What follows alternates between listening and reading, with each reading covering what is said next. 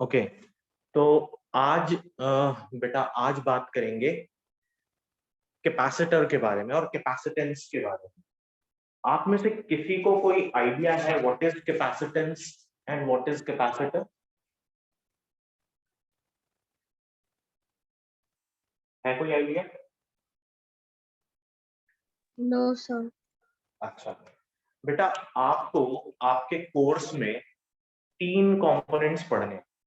सबसे पहला जो कंपोनेंट आपको पढ़ना था वो था रेजिस्टेंस, और रेजिस्टेंस इनफैक्ट आप क्लास 10th में पढ़ चुके, लेकिन अभी क्लास 12th के कोर्स में रेजिस्टेंस आपको नेक्स्ट यूनिट में पढ़ने को मिलेगा।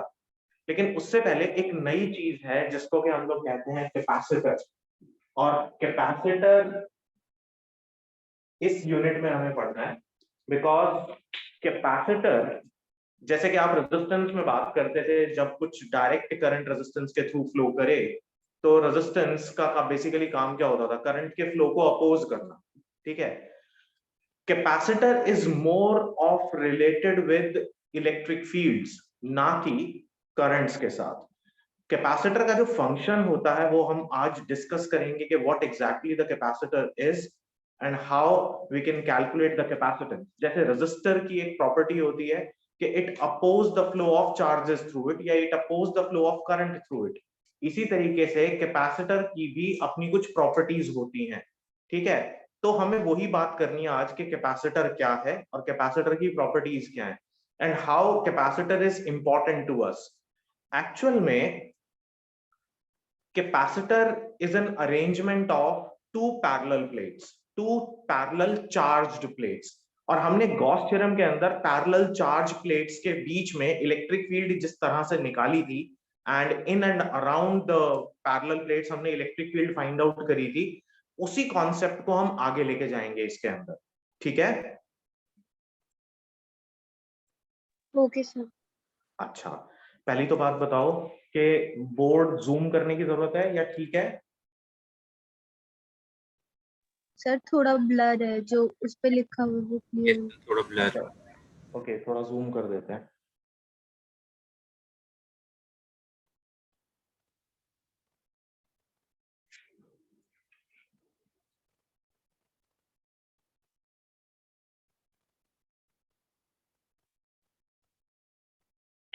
क्या अभी क्लियर है? Yes sir. ओके देन, ठीक है। अच्छा, कैपेसिटर, जैसे सबसे पहली बात करें कि कैपेसिटर का जैसे कि नाम है, यानी it is basically nothing but the capacity of a system of plates, या capacity of system of two plates to hold electric field with in it. अब ये तो बात हमने समझी थी कि बेटा अगर हमारे पास दो प्लेट्स हो और इन दोनों प्लेट्स में से एक प्लेट पॉजिटिवली चार्ज हो और दूसरी प्लेट नेगेटिवली चार्ज हो जाए तो इन दोनों के बीच में एक इलेक्ट्रिक फील्ड एस्टैब्लिश हो जाती है। ये तो बात हमने पढ़ी थी ना, और ये कॉन्सेप्ट हम लोग जानते हैं। लेकिन अगर मैं आपसे ये कहूं कि हमारे पास एक प्लेट है विच इज पॉजिटिवली चार्ज, ठीक है, और मैं एक दूसरी प्लेट को इस प्लेट की क्लोज विसिनिटी में ले आऊं, तो यहां पर कुछ नेगेटिव चार्ज इंड्यूस होगा और इससे अपोजिट प्लेट के ऊपर क्या इंड्यूस होगा? कुछ पॉजिटिव चार्ज। यानी कि इसी प्लेट के दो सरफेसेस, जो इनर सरफेस होगा वहां कुछ नेगेटिव चार्ज इंड्यूस होगा और इसका जो फार्देस्ट सरफेस होगा, आउटसाइड सरफेस, उसके ऊपर कुछ पॉजिटिव चार्ज इंड्यूस हो जाएगा। ये तो हमने प्रॉपर्टी ऑफ इंडक्शन चार्जेस में हमने पढ़ा था। That is clear? Yes sir. अब बेटा अगर इसके आउटर मोस्ट सरफेस को अगर हम लोग ग्राउंड कर दें तो सारा का सारा पॉजिटिव चार्ज ग्राउंड में चला जाता है, यानी पॉजिटिव चार्ज क्या हो गया? वैनिश हो गया यहाँ से। तो अंदर क्या बच गया? सिर्फ नेगेटिव चार्ज, और यहाँ बीच में क्या एस्टैब्लिश हो जाएगी? एक फील्ड एस्टैब्लिश हो जाएगी। और हमने इतना पार्ट पहले पढ़ा हुआ है कि दो प्लेट्स के बीच में यहां पर इलेक्ट्रिक फील्ड होती है। ठीक है?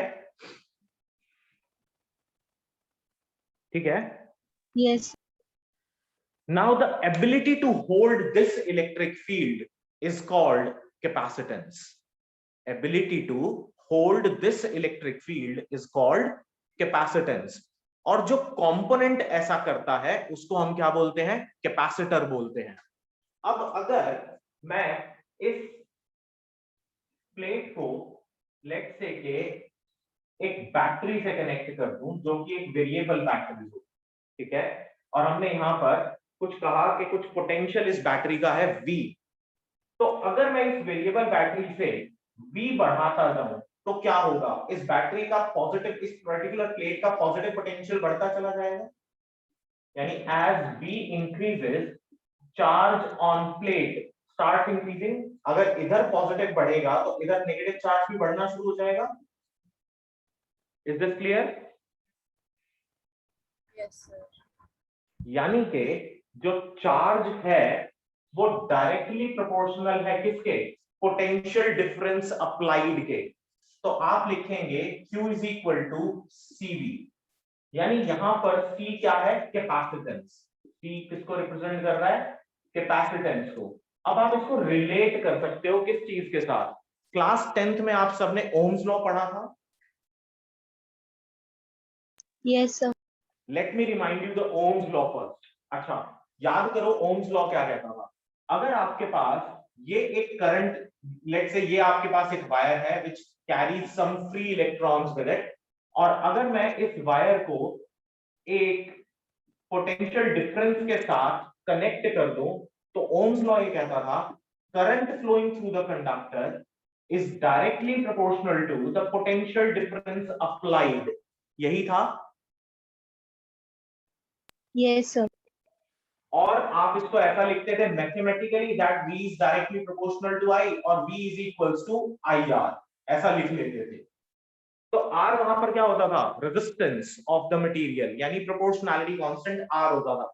सिमिलरली यहां पर C आपके पास क्या है? कैपेसिटेंस. किसकी कैपेसिटेंस है? इन दोनों प्लेट्स के बीच में इलेक्ट्रिक फील्ड को होल्ड करने की जो एबिलिटी है उसी को आप क्या कह रहे हो? कैपेसिटेंस कह रहे हो. ठीक है? Yes. Okay, tell me one thing. How many of you have seen capacitor?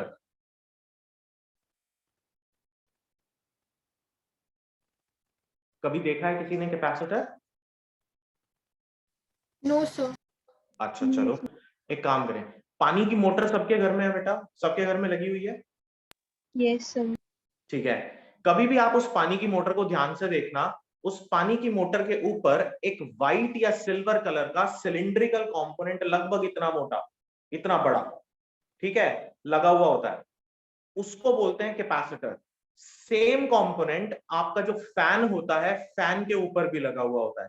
Same component cooler का एग्जॉस्ट होता है, उसके ऊपर भी लगा होता है. सेम कंपोनेंट आपके पास अगर घर में एग्जॉस्ट फैन है कहीं पर तो उसके ऊपर भी लगा हुआ मिलेगा. अब ये पर्टिकुलर कंपोनेंट का काम क्या होता है? जनरली आप अपनी बुक्स पढ़ोगे तो बुक्स के अंदर लिखा होगा capacitor is used to store energy, जबकि कैपेसिटर कोई एनर्जी स्टोर नहीं करता. कैपेसिटर का मेन फंक्शन है इलेक्ट्रिक फील्ड को होल्ड करना. ठीक है, क्या है इसका मेन फंक्शन? इलेक्ट्रिक फील्ड को होल्ड करना. अगर हम इलेक्ट्रोस्टैटिक्स की बात कर रहे हैं तो although practically its function is to stop DC and allow AC to pass through it. क्या फंक्शन होता है इसका? Its function is to block DC. DC means direct current and allow AC to pass through it. ये capacitor का सबसे important function है. Generally capacitor जो device है इसको हम लोग डीसी सर्किट्स के अंदर यूज नहीं करते हैं, इसको सिर्फ और सिर्फ एसी सर्किट्स के अंदर ही यूज किया जाता है. And the main important function why we are using it is that its average power consumption, its average power consumption is 0. यानी अगर वन कंप्लीट साइकिल के ऊपर बात करें, अब आपको ये पता है कि एसी और डीसी में क्या डिफरेंस है? AC means alternating current and DC means direct current. ये तो आप सबको पता है ना? Yes sir. यस ठीक है। डायरेक्ट करंट में फ्रीक्वेंसी नहीं होती। डायरेक्ट करंट की फ्रीक्वेंसी कितनी होती है? 0। इट मींस कि उसके ऊपर कोई भी वेरिएशन नहीं होता करंट में, यानी करंट विदाउट एनी फ्रीक्वेंसी आपको मिल रहा होता है। जैसे सेल, एक सेल आपको जो सोर्स है जो आपको करंट देता है वो कैसी सोर्स होती है? एक डायरेक्ट करंट सोर्स होता है। लेकिन आप लोगों के पास घरों में जो सप्लाई आ रही है वो कैसी है? Alternating supply. ठीक है। तो जो सप्लाई आपके पास घरों में आती है वो ऑल्टरनेटिंग इन नेचर है, यानी कि हर इंस्टेंट पर उसकी वैल्यू चेंज होगी। तो जब भी कभी एसी आपको मिलता है, एसी हमेशा साइनोसॉइडल वेवफॉर्म के फॉर्म में मिलेगा आपको, जबकि डीसी आपको बेटा एक स्ट्रेट लाइन मिलेगी हमेशा। मींस डीसी में देयर आर नो वेरिएशंस, जबकि एसी में आपको क्या मिल रहे हैं? वेरिएशंस मिल रहे हैं इंस्टेंटेनियसली, यानी हर इंस्टेंट पर वैल्यू डिफरेंट मिलेगी। Now this is one complete cycle. One complete cycle मतलब एसी की फ्रीक्वेंसी होती है 50 हर्ट्ज, जो आप लोगों को सप्लाई घर पर मिलती है उसकी फ्रीक्वेंसी है 50 hertz. Means 50 cycles are passing per second. अब आप ये समझो कि एक सेकंड में कुछ तो करंट पास हुआ होगा ना, लेकिन कैपेसिटर की जो एवरेज पावर कंजम्पशन है वन कंप्लीट साइकिल की, वो हमेशा क्या रहती है? 0 रहती है। तो ये हमारे पास, हम अपने एसी सर्किट्स के अंदर यूज करते हैं इसको एज अ पावर करेक्टर। क्या काम करता है ये? पावर करेक्शन का काम करता है। तो it works as power correction component in AC circuit. It works as a power corrector in AC circuits। ठीक है, क्या ये तीनों पॉइंट क्लियर है? Is there any question in तीनों पॉइंट से? यस सर, क्लियर है। सबको क्लियर है बेटा? सर लास्ट वाला पॉइंट।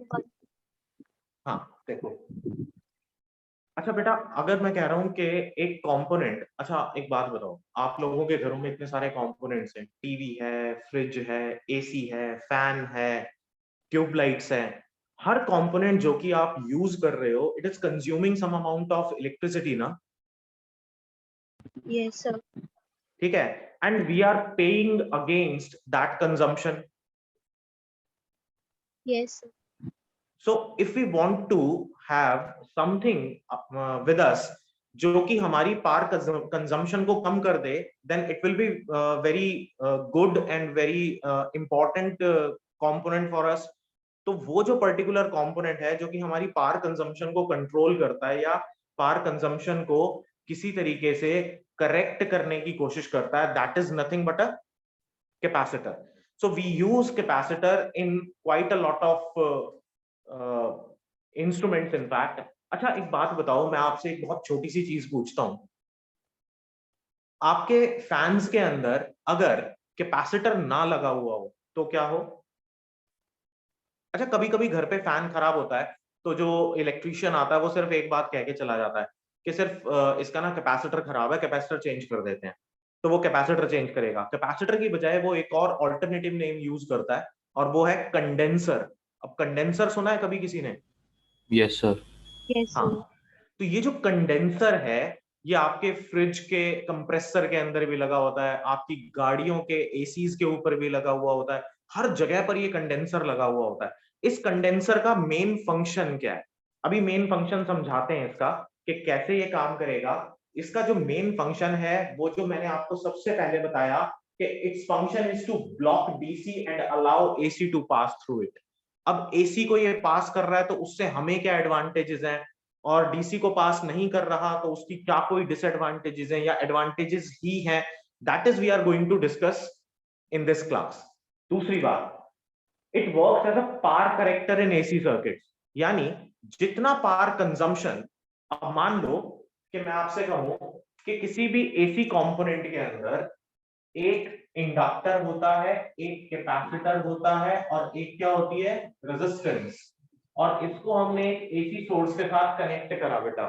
ठीक है, जैसे आप अगर फैन की ही बात करो तो फैन के अंदर मोटर होती है और मोटर के ऊपर कॉपर वाइंडिंग्स होती हैं। तो कॉपर वाइंडिंग्स आपको देती है इंडक्टेंसेस। कैपेसिटर वहां पर लगा हुआ है उसकी स्मूथ वर्किंग के लिए, और रेजिस्टेंस तो हर मटेरियल की है ही। अब रेजिस्टेंस की वजह से तो पोटेंशियल ड्रॉप होगा, हीट डिसिपेशन होगी, और वही हीट डिसिपेशन एक तरीके से इलेक्ट्रिसिटी कंजम्पशन में काम आती है, कैलकुलेट करने में काम आती है। आपने क्लास 10th में एक फॉर्मूला पढ़ा था, H is equals to I square RT, पढ़ा था ये फॉर्मूला? जी सर। Yes, sir. ये जो फॉर्मूला था बेटा, H is equals to I square RT, ये आपकी एनर्जी कंज्यूम्ड थी। और इस एनर्जी कंज्यूम्ड को जब आप टाइम से मल्टीप्लाई कर देते थे तो आपको क्या मिल जाता था कि भाई, और रेट से मल्टीप्लाई कर देते थे तो आपको ये पता लग जाता था कि कितना बिल आपके पास आना चाहिए। यही काम करते थे ना वहां पे। Yes, sir. अगर हमारे पास हमारे इलेक्ट्रिकल सर्किट्स में कोई एक ऐसा कंपोनेंट हमें मिलना शुरू हो जाए जिसकी एवरेज पावर कंजम्पशन 0 हो जाए, तो इसका मतलब it will be beneficial for us कि वो हमें फायदा दे रहा है किस बात के अंदर, कि वो हमारी रेजिस्टेंस को कम कर रहा है। रेजिस्टेंस को अगर हम कम कर देंगे तो अल्टीमेटली हीट डिसिपेशन कम हो जाएगा, और अगर हीट डिसिपेशन कम होगा तो एनर्जी कंज्यूम्ड भी कम हो जाएगी। सो वी हैव टू पे less in that case. Yes, sir. तो कैपेसिटर एक तरीके से कुछ वैसा सा ही काम करता है। अभी हमें हाल फिलहाल यही समझना है कि हाउ कैपेसिटर वर्क्स। तो कैपेसिटर हम सबसे पहले बनाएं कैसे? एक कैपेसिटर को बनाने के लिए we must have two parallel plates with us. जैसा कि हमने यहां पर लिया कि एक पैरेलल प्लेट ये है और एक और पैरेलल प्लेट हमने सामने रखी, then there will be some electric field stored in between the capacitor, and this particular principle is called principle of parallel plate capacitor। अब principal of parallel plate capacitor कहता क्या है? कहता है कि अगर आप किसी भी एक पैरेलल प्लेट कैपेसिटर को एक वेरिएबल पोटेंशियल सप्लाई के साथ लगा दें and you keep on increasing the potential, तो कैपेसिटर की प्लेट के ऊपर चार्ज बढ़ता रहेगा। अगर चार्ज बढ़ता रहेगा तो अल्टीमेटली इलेक्ट्रिक फील्ड बढ़ती रहेगी, बढ़ती Yes, रहेगी ना? yes, sir. क्यों बढ़ेगी? दो प्लेट्स के बीच की इलेक्ट्रिक फील्ड हमने लास्ट टाइम बेटा कैलकुलेट की थी, क्या थी? Sigma bye 2 epsilon not. X। और सिग्मा क्या था? Charge per unit area. Yes, sir. Yes, sir. ठीक है, तो अगर sigma charge per unit area था तो जैसे जैसे चार्ज बढ़ेगा प्लेट के ऊपर वैसे वैसे इलेक्ट्रिक फील्ड भी बढ़ेगी ना? Yes, sir. ठीक है, और अगर इलेक्ट्रिक फील्ड बढ़ेगी तो इट मींस कैपेसिटी कैपेसिटर की क्या कर रही है? इंक्रीज कर रही है। And how this capacity is important to us, कि अगर उसकी इलेक्ट्रिक फील्ड को होल्ड करने की कैपेसिटी है तो वो हमारे कंपोनेंट को, जिस भी किसी इलेक्ट्रिकल कंपोनेंट के अक्रॉस हमने इसको लगा रखा है, अप्लायंस के अक्रॉस हमने इसको लगा रखा है, ये उसको डैमेज होने से रोकेगा। अच्छा, लेट्स से कि आपका जो फैन है, फैन के अंदर एक मोटर लगी हुई होती है, ठीक है। अब वो जो मोटर है, लेट्स से कि भाई पीछे से कुछ फ्लक्चुएशंस आई और उन फ्लक्चुएशंस की वजह से वो मोटर हीटअप हो जाती है, और वो हीटअप होने के बाद क्या हो जाए? बर्नआउट हो जाए। तो फिर होगा क्या? आप मैकेनिक को बुलाओगे, मैकेनिक पता है क्या कहेगा? कि बेटा इसकी ना सारी की सारी वायर्स दोबारा से वाउंड करनी पड़ेंगी अंदर। तो there are 3 types of losses there, कि आपका पावर लॉस भी हुआ, यानी आपने एक्स्ट्रा एनर्जी कंज्यूम करी। दूसरा, आपका हीट लॉस हुआ जिसकी वजह से आपकी मोटर बर्न हो गई। तीसरा, आपका फैन की जो मोटर वाइंडिंग्स थी उसका कॉपर वेस्ट हो गया, यानी कॉपर लॉसेस भी हुए। और जो चौथा सबसे इंपॉर्टेंट लॉस है कि आपको उसको रिपेयर कराने के लिए भी पैसे खर्च करने पड़े। इन सभी चीजों से आप बच सकते हो अगर आप एक सिंपल कैपेसिटर लगा दो तो। अब कैसे बच सकते हो समझो। मान लो कि अगर हम किसी भी अप्लायंस के अक्रॉस एक कैपेसिटर लगा दें, लेट्स से कि ये वो मेरा अप्लायंस था, ठीक है, और इसके बिल्कुल बराबर में हमने एक कैपेसिटर लगा दिया, और यहां से जो सप्लाई आ रही है मेरे पास, ये कैसी सप्लाई है? फ्लक्चुएटिंग सप्लाई है। तो होगा क्या? अगर पीछे से आने वाला करंट रिड्यूस हो भी जाए तो ये कैपेसिटर अपने अंदर स्टोर्ड इलेक्ट्रिक फील्ड की वजह से आगे आने वाली सप्लाई को कांस्टेंट करके रखता है, ये कांस्टेंट करंट मेंटेन करके रखता है। इट मींस कैपेसिटर की जो चार्जिंग और डिस्चार्जिंग है, यानी charging time of capacitor, it is somewhere around 10 to the power -6 seconds, यानी कि 1 माइक्रो सेकंड के अंदर ये कैपेसिटर ऑटोमेटिकली कंप्लीटली चार्ज हो जाता है। किसकी वजह से चार्ज हो जाता है? पिछली सप्लाई की वजह से चार्ज हो जाता है, यानी पीछे से जो सप्लाई उसे मिल रही है उसकी वजह से ये चार्ज हो जाता है। तो आपके आगे मिलने वाले अप्लायंस को ये ब्रेक डाउन में नहीं जाने देता, नो मैटर के पीछे सप्लाई कितनी ही फ्लक्चुएटिंग क्यों ना हो। So this is your capacitor and how it works basically. ठीक है? Yes, sir. So principal of parallel plate capacitor generally 1 mark या 2 मार्क्स के अंदर पेपर में पूछ लिया जाता है, और ये हमें ये कहता है कि according to principle of parallel plate capacitor, if the potential difference, if certain potential difference is applied across the plates of the capacitor, then charge on the plates is directly proportional to the potential difference, and Q is equal to CV in that case, where C is capacitance. और जब आप C की value यहां से निकालोगे तो C आपको मिलेगा C is equals to Q by V. तो SI unit of C is farad, या आप इसको फैराडे भी कह सकते हो, फैरड या फिर फैराडे। तो 1 फैराडे कैपिटल F से रिप्रेजेंट करते हैं is equal to 1 coulomb upon 1 volt. कहने का मतलब if 1 coulomb charge is present there on the plate due to the application of 1 volt, then 1 farad is the amount of capacitance. 1 farad is the amount of capacitance said to be observed between the two plates. ठीक है? Yes, sir. I mean, if we want to set up 1 Faraday capacitance between the two plates, then there must be 1 coulomb charge present on the plates due to the application of 1 volt potential difference. ठीक है? Yes, sir. क्या capacitor की initial principal, जो initial principal है, ये सभी लोगों को क्लियर है? वैष्णवी क्लियर है बेटा, या कोई डाउट है? Yes. Sneha? No doubt. Sneha, Yes, sir.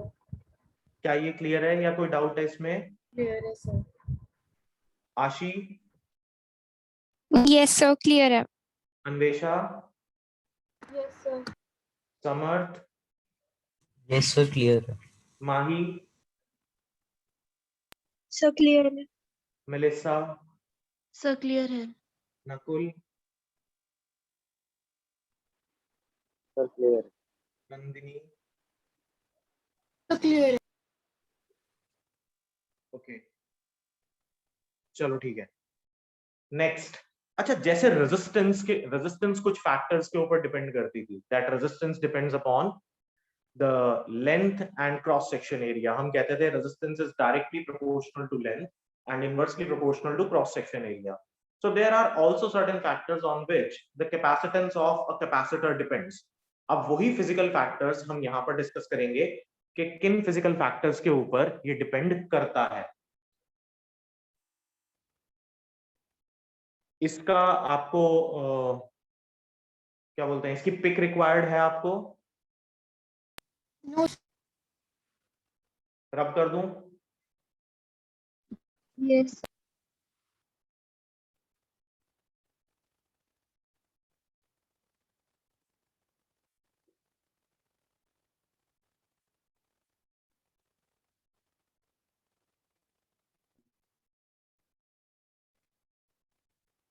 अच्छा, एक और इंपॉर्टेंट बात बेटा, 1 फैराड काफी बड़ी यूनिट होती है।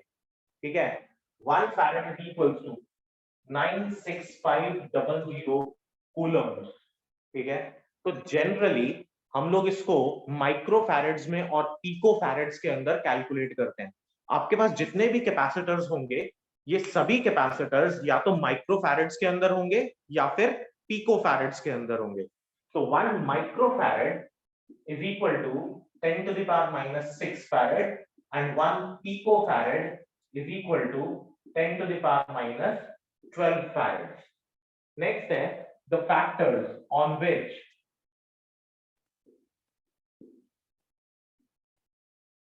capacitance depends. देखो ध्यान से, हमने बोला C किसके बराबर होता है बेटा, Q by V। अभी लिखा C is equals to Q by V, लेकिन पोटेंशियल ग्रेडियंट आपको याद है, E किसके बराबर था, V by L, यानी potential per unit length. Yes sir. ठीक है, अच्छा लेट D और L, let's say L be the distance between the two plates and A is the surface area of the plate। तो हम यहां पर ले रहे हैं कि L यहां पर क्या है, distance between the two plates, A surface area of a plate। तो बेटा C will be equal to Q upon V को मैं क्या लिख सकता हूं, E into सर एक बार L। दोबारा समझा दो कि हाँ देखो, कैपेसिटेंस का फॉर्मूला है बेटा C is equals to Q by V, ठीक है, चार्ज पर यूनिट पोटेंशियल। मैंने बोला कि अगर हमारे पास दो प्लेट्स हो और दो प्लेट्स के बीच में हमने कहा कि कुछ इलेक्ट्रिक फील्ड एस्टैब्लिश हुई by applying the potential V, क्योंकि V पोटेंशियल अप्लाई करने पे इन दोनों प्लेट्स के बीच में चार्ज क्रिएट हो गया, मतलब इन दोनों प्लेट्स के ऊपर कुछ कुछ चार्ज क्रिएट हो गया। अच्छा, ये बात आप में से किसी ने भी नहीं पूछी कि सर पोटेंशियल डिफरेंस अप्लाई करने के बाद करंट फ्लो करना चाहिए, आप यहाँ पे करंट की बात क्यों नहीं कर रहे हो?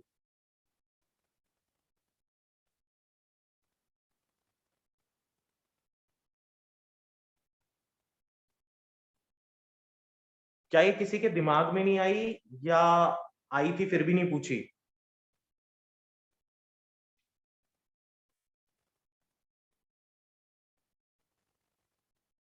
बोलो बेटा, सर दिमाग में। दिमाग में नहीं आई? अच्छा समझो, मैं इसको फिर से एक बार एक्सप्लेन करने की कोशिश करता हूँ, आपकी बात थोड़ा सा ध्यान से समझना। मान लो कि आपके पास ये दो प्लेट्स हैं। अच्छा, उससे पहले मुझे ये बता दो कि ये एक सेल से आप, सेल का कुछ पोटेंशियल है V, अब आप एक वायर के साथ इसको ऐसे कनेक्ट कर दो, तो इसका मतलब क्या, इस वायर की कुछ तो रेजिस्टेंस होगी ना, यानी कुछ तो करंट इसके थ्रू फ्लो करेगा ना, करेगा ना। Yes sir. उसी रेजिस्टेंस को मैं ऐसे लिख दूंगा तो आपको समझ में आ जाएगा, हाँ जी कुछ रेजिस्टेंस लगा दी और अब करंट फ्लो करना चाहिए, है ना, ठीक है। Yes sir. लेकिन बेटा अगर मैं यहाँ पर कुछ लगाऊं ही ना, इस एंड को खाली छोड़ दूं और इस एंड को भी खाली छोड़ दूं, will there be any current in it? No sir. क्यों नहीं होगा? क्योंकि करंट का पाथ ब्रेक हो गया, करंट का पाथ डिस्टर्ब हो गया, है ना। Yes sir. यही हुआ था ना। अगर मैंने इसकी जगह पे यहाँ दो प्लेट्स लगा दी होती तो भी तो वही बात है। Yes sir. अगर मैं यहाँ दो प्लेट्स लगा दूं तो बेटा करंट का पाथ तो यहाँ पर भी डिस्टर्ब हो गया ना, Yes. पाथ ब्रेक हो गया ना, तो क्या कुछ करंट फ्लो करेगा? No sir. नहीं करेगा। अब क्या होगा, क्योंकि ये इस पॉजिटिव टर्मिनल से कनेक्टेड है तो इस प्लेट के ऊपर पॉजिटिव चार्ज क्रिएट होना शुरू हो जाएगा।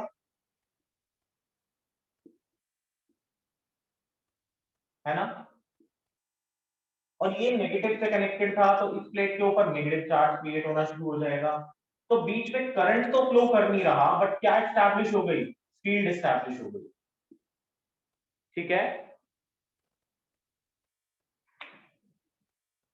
ठीक है बेटा। Yes, sir.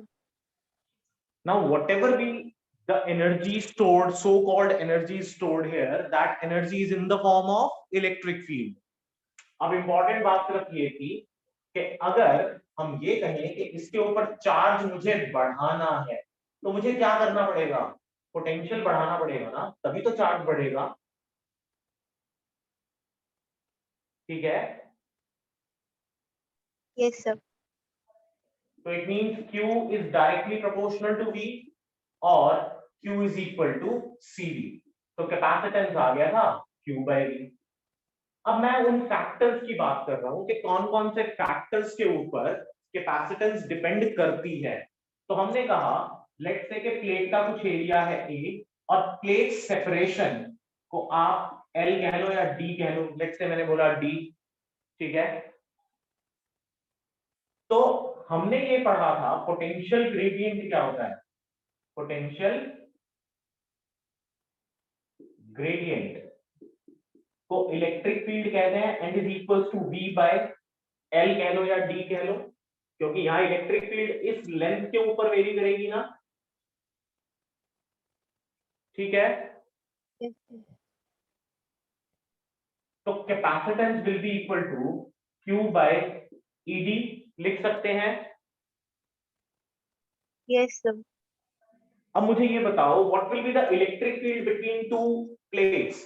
मैंने आपको ये वाला केस दिया था जिसमें ये वाली प्लेट पॉजिटिवली चार्ज थी और ये वाली प्लेट नेगेटिवली चार्ज थी, दिया था एक केस। Yes, sir. अब याद करो इसकी फील्ड इस तरफ आ रही थी E1 और इसकी फील्ड भी अंदर ही जा रही थी क्योंकि ये नेगेटिवली चार्ज्ड है E2। तो बीच में नेट इलेक्ट्रिक फील्ड कितनी मिली थी आपको, E1 प्लस E2, जिसको आपने sigma 1/2 epsilon not plus sigma 2/2 epsilon not लिखा था, और सरफेस चार्ज डेंसिटी सेम होने की वजह से it was sigma by epsilon not, यही था ना। Yes, sir. तो मैं अल्टीमेटली इलेक्ट्रिक फील्ड को क्या लिख सकता हूं, सिग्मा बाय एप्सिलॉन नॉट लिख सकते हैं। Yes, sir. तो C will be equal to Q upon sigma by epsilon naught into T। ठीक है, Yes. बट सिग्मा किसके इक्वल होता है बेटा, चार्ज अपॉन एरिया। तो C will be equal to Q epsilon naught upon Q upon A into D। Q से Q cancel out हो गया, so we are left with P is equals to epsilon naught A by D। So area and plate separation are the two factors on which capacitance depends, and the third factor is the medium between the two plates। यानी as area of the plate increases, capacitance increases. As distance of separation between the plates decreases, capacitance increases। ठीक है, Yes, sir. so is there any doubt?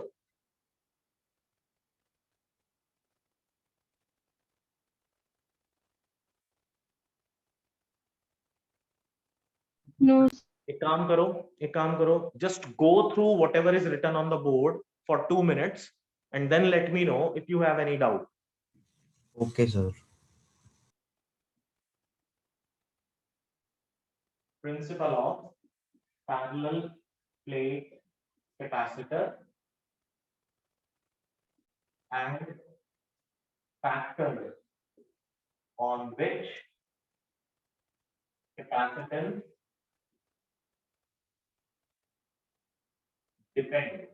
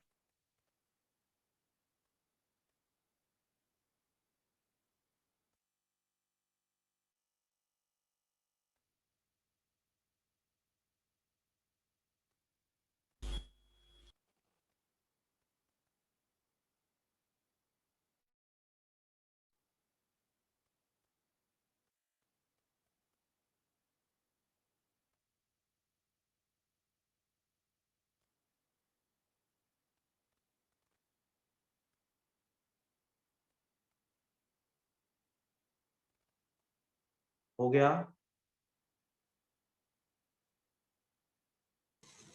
Yes, sir.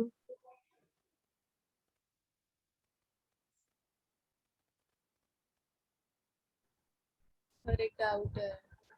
हाँ बोलो। Sir जब charge flow करेगा नहीं तो electric field बनेगी कैसे? बेटा इलेक्ट्रिक फील्ड तो स्टैटिक चार्ज की वजह से हो सकती है ना, उसके लिए चार्ज का फ्लो करना is not necessary. But sir वहां तक पॉजिटिव और नेगेटिव चार्ज जाना भी तो चाहिए ना। बेटा आप एक बात बताओ कि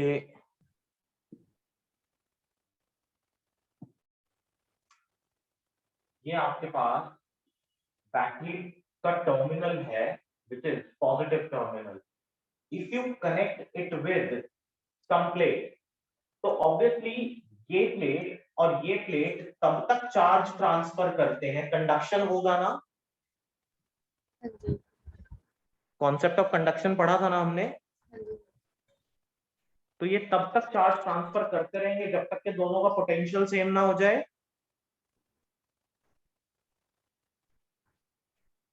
ठीक है?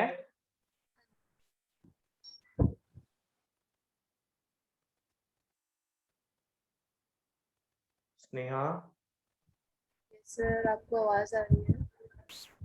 हाँ अब आ रही है। तो आपको ये वाली बात क्लियर हो गई कि दो प्लेट के बीच में चार्ज कंडक्शन की वजह से ट्रांसफर होगा। Thank you.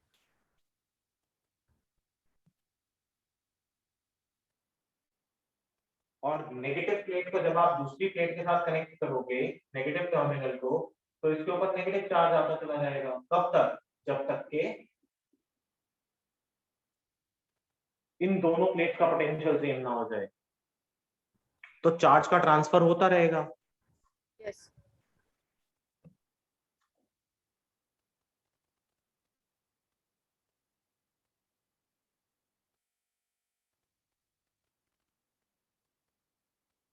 क्लियर हो गया? Yes sir. सबको क्लियर है ये वाली चीज? Yes, sir. ठीक है।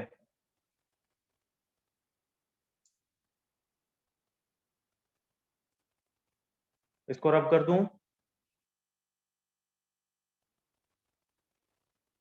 इसको रब कर दूं बेटा?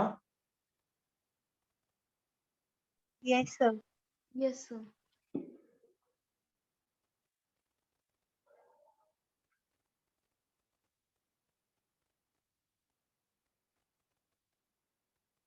Now the symbolic representation of capacitor.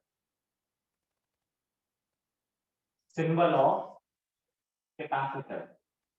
अब बेटा कैपेसिटर का सिंबल क्या होता है? दो पैरेलल प्लेट ऐसे, या फिर कुछ बुक्स के अंदर ऐसे भी बना हुआ है। तो you can use either of the symbol. ठीक है? ठीक है? Yes, sir. अच्छा, नेक्स्ट है टाइप्स ऑफ कैपेसिटर सर्किट। अब टाइप्स ऑफ कैपेसिटर सर्किट कितने तरह के? पहला सीरीज सर्किट। अब बेटा सीरीज सर्किट को ध्यान से देखो। लेट्स से कि हमारे पास there are n number of capacitors which are connected in series with a source. अब क्लास 10th में जैसे आपने इसको अप्रोच करा था, सेम वैसे ही अप्रोच करना है इसको। मान लो कि बेटा this is capacitor C1, this is C2, this is C3 and this is Cn, and some potential is applied across these n number of capacitors.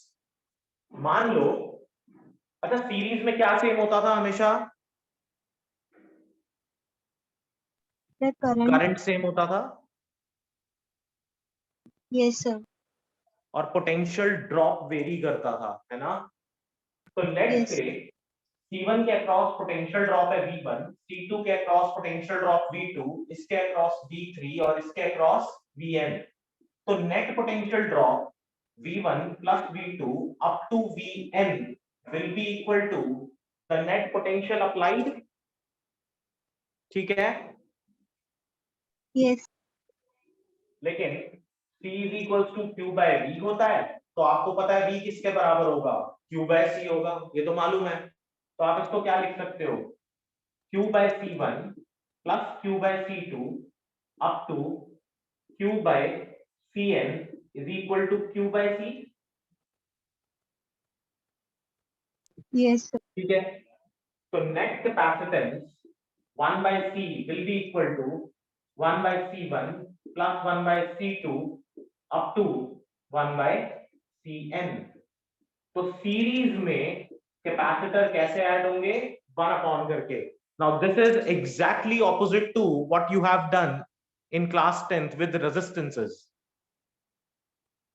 Series में रेजिस्टेंस को कैसे ऐड करते थे, डायरेक्टली ऐड कर देते थे, Yes, sir.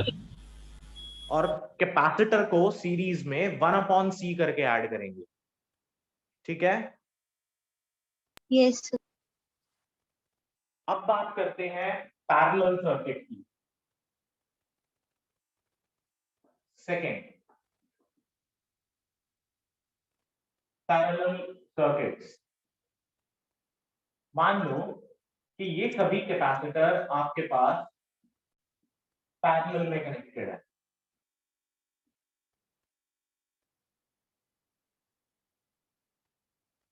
और ये आपने पोटेंशियल डिफरेंस अप्लाई करा। If this is C1, this is C2, C3, this one is Cn। ठीक है, पैरेलल में क्या चेंज होता है बेटा, करंट। ठीक है, अगर हमने कहा कि potential difference applied is V, तो यहां से क्या चेंज हो जाएगा, लेट से यहां करंट जा रहा है I1, इधर I2, इधर I3 और इधर IN। तो नेट करंट I किसके बराबर हो जाना चाहिए, I1 plus I2 plus I3 up to IN हो जाना चाहिए, Yes. हो जाना चाहिए ना। करंट को आप क्या लिखते हो, charge per unit time. So Q by T will be equal to Q1 plus Q2 plus Q3 up to Qn upon T लिख सकते हैं। Yes, sir. तो T से T कैंसिल आउट हुआ, तो Q किसके बराबर होता है बेटा, CV के बराबर। तो C into V will be equal to C1V, C2V, C3V up to Cn into V। तो V से V कैंसिल आउट हो जाएगा कॉमन निकल के, तो C is equal to C1 plus C2 up to Cn।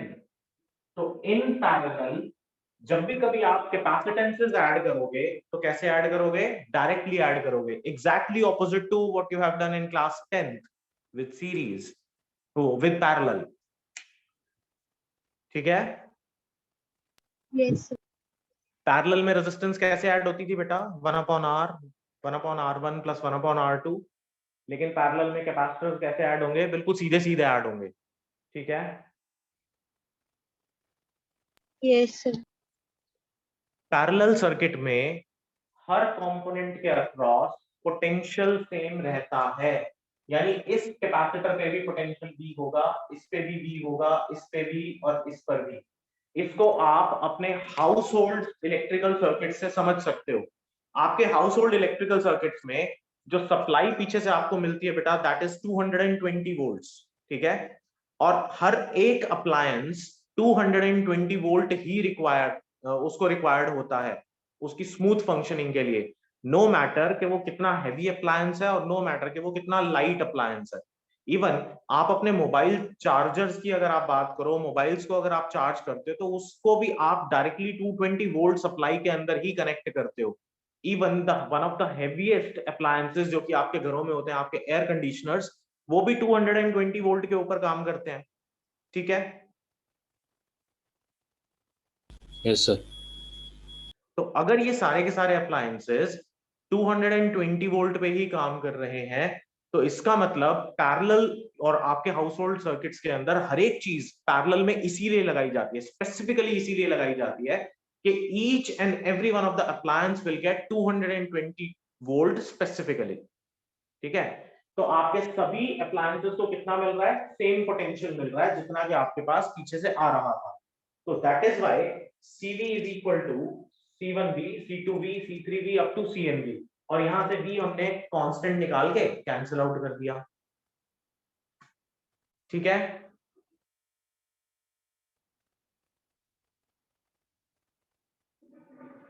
ठीक है बेटा, यस सर। Yes, sir. ये वाली बात सबको क्लियर हो गई। Yes, sir. अब सीरीज और पैरेलल सर्किट्स के बाद जो नेक्स्ट है वो होता है कॉम्बिनेशनल सर्किट्स। क्या होते हैं? Combinational circuits. तो एक कॉम्बिनेशनल सर्किट का एग्जांपल और ले लेते हैं, इसको रब कर दूं। Yes, sir. Yes, sir.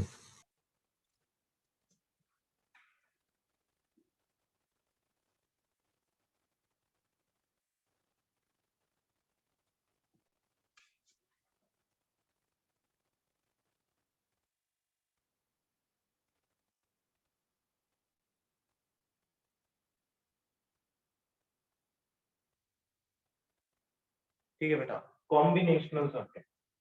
मान लो कि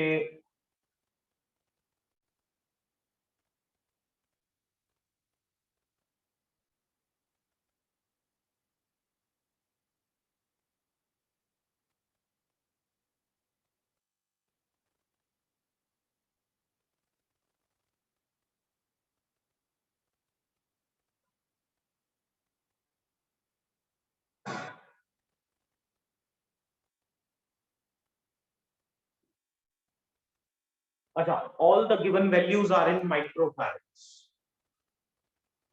ठीक है,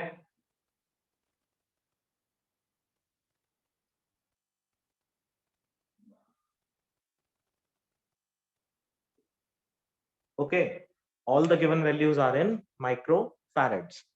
अब इस पर्टिकुलर सर्किट में मुझे अगर नेट कैपेसिटेंस निकालनी है तो कैसे निकालेंगे?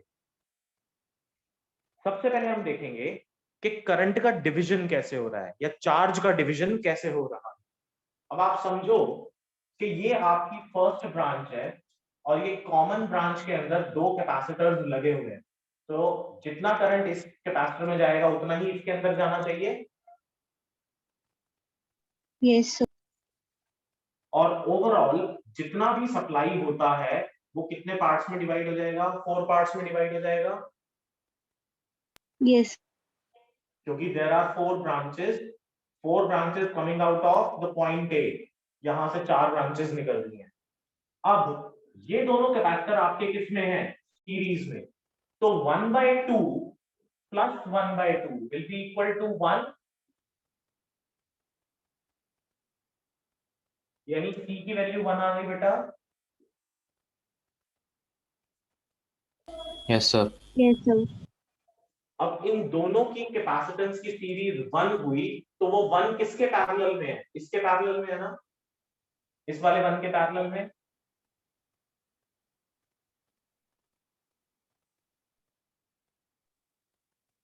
Yes, sir. क्या मैं इसको ऐसा लिख सकता हूं, 2 की जगह 1 माइक्रोफैरड, और 1 और 1 मिला के कितने हो जाएंगे? 2 हो जाएंगे पैरेलल में। तो इस वाली ब्रांच को यहां से रिमूव कर दें और अल्टीमेटली इसको कितना लिख दें? 2। करेक्ट है? यस ठीक सर। है, अब ये 2 और ये 2 मिला के दोनों कितने हो जाएंगे फिर से? 1। Yes. ये 2 और ये 2 मिला के 1 हो जाएंगे ना, एंड 1 एंड 1 आर अगेन 2। तो यानी इसको फिर से मैं 2 लिख दूं और इसको यहां से खत्म कर देते हैं ब्रांच को। फिर से देखो, 2 और 2 कितने हो गए? 1, और 1 और 1 वापस कितने? 2। तो इक्विवेलेंट कैपेसिटेंस कितनी हो गई? 2 माइक्रोफैरड। ठीक है, सर ये दोबारा समझा दो। हाँ देखो,